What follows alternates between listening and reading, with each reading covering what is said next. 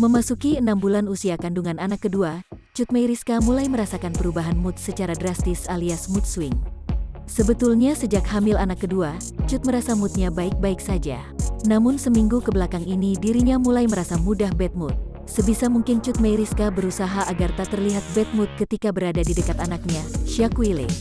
Enggak sih, baru seminggu ini tapi kayak bete banget, ucap Cut Meyriska di kawasan Mampang, Jakarta Selatan, Senin, tanggal 10 Januari tahun 2022. Tapi aku menolak untuk kebawa sama mood aku itu karena ada Syakwile jadi gak mau kebawa, kasihan, terangnya.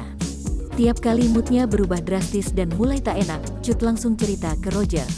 Tak jarang Cut meminta Roger untuk mengiyakan apapun yang diucapkannya agar tak menjadi masalah. Aku kalau mood jelek ngomong sih sama Roger, aku bilang, mood aku gak banget nih, kamu jagain kepancing ya, kalau aku ngomong apa gitu ya. Oke kata dia gitu, beber Cut Meyriska sembari tertawa.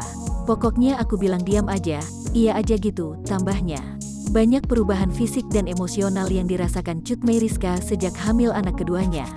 Selain masalah mood, Cut juga harus merasakan fisiknya lebih lemah dan ringkih sejak hamil anak kedua.